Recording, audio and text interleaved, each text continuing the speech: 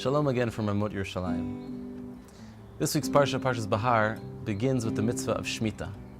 In a 7-year agricultural cycle, after 6 years of working the land, the Jewish people put down their farming tools and come back to themselves. It's not coincidental that this year we're going to be reading Parashat Behar at the same time that we're going to be celebrating the holiday of Lag BaOmer. Lag BaOmer, of course, is the celebration which marks the end of a horrific period where 24,000 students of the great Tana, Rabbi Akiva, passed away.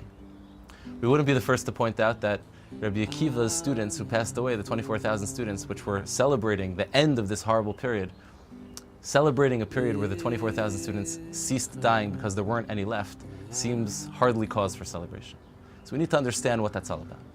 If we come back to the mitzvah of Shemitah for a second, we can understand the Gemara in Brachos on Daf Lamed Hey Amud Beis points out that the students of Rava used to have a practice that they would come to the Beis Medrash for 10 months of the year and they would work for 2 months of the year. In Nisan and in Tishrei, they would go out, plant, and harvest during those months, but during the other months of the year they would sit and learn. After going through 6 cycles of this process, it would turn out that 2 months a year times 6 ends up to be 12 months. And in the 7th year, the Shemitah year, they would not have to work at all, and they would be able to make up that time that they lost during those 2 months over the course of the 6 years. It's not just for the students of Rava or people who learn full-time that the Shemitah year serves as a kind of make-up period to study Torah. In fact, many point out that the entire idea of the Shemitah is that all of the farmers, no matter who they are, every Jewish person, especially in an agricultural society, puts down their tools, comes back from the field, and spends a year immersed in Torah study.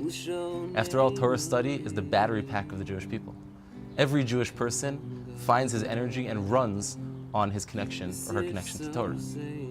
For that reason, the idea of Shemitah is that no matter who you are, whether you're a rabbi or you're not a rabbi, you belong in the presence of Torah. Torah is not the possession of the elite. Torah belongs to every man, every woman, and every child of the Jewish people. When we think about the holiday of Lag BaOmer, when we come back to the idea of Rabbi Akiva and his students, it's not so much that we're celebrating the end of this or the cessation of the death of 24,000 students. After all, there were none. But rather, it marks as well the time when Rabbi Akiva picked up and Rabbi Akiva decided to continue teaching more students. You see, Rabbi Akiva had a particular approach to Torah study. Rabbi Akiva thought that any person who wants to study Torah can study Torah. There's a wonderful teaching from the Chassam Sofer that the Chassam Sofer taught, V'ahavta l'reacha kamocha ze klal gadol b'Torah. This is the famous statement of Rabbi Akiva. Ze klal gadol kama b'Torah. That this great principle of you should love everybody is most expressed in the study of Torah and in the teaching of Torah. How would you feel if you wanted to study Torah but someone thought that you weren't worthy or that you weren't part of the elite and therefore the Torah didn't belong to you? V'ahavta l'reacha kamocha, you should love your friend like you love yourself. Ask yourself, wouldn't you want someone to pick you up if you weren't feeling connected to Torah? That was the message of Rabbi Akiva. Rabbi Akiva had other people in his generation who felt otherwise. One of his contemporaries, Rabbi Gamliel, was of the opinion that if you were not tocho kibaro, if your insides and your outsides weren't the same, you had no business studying Torah. Rabbi Akiva, as opposed to Rabbi Gamliel, who had a bouncer at his door, he literally had a person at the door saying, if you're not from the elite, you have no business studying Torah here. Had to look at himself at the end of this period of losing 24,000 students and say, you know what, maybe I was wrong. 24,000 students, I taught Torah to anybody and everybody who wanted, and look what happened. Look what type of students I had, and look what happened to them in the end. But Rabbi Akiva didn't do that.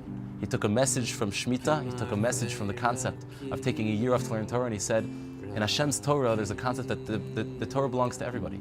Whether you're a farmer, whether you're a musician, whether you're a plumber, whether you're a doctor or a lawyer, the Torah is for everybody. During the Shemitah year, when the Jewish people come back to themselves and study Torah, you don't have to be a rabbi, you don't have to be one of the elite to be part of that process. And Rabbi Akiva said, for that reason, I too am going to continue in my path. He picked up and he continued teaching.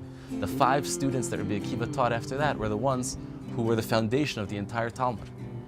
Stam Mishnah Rabbi Meir, Stam Tosefta, student of Rabbi Akiva, Stam Braisa, student of Rabbi Akiva, because Rabbi Akiva believed that the Torah belongs to everybody.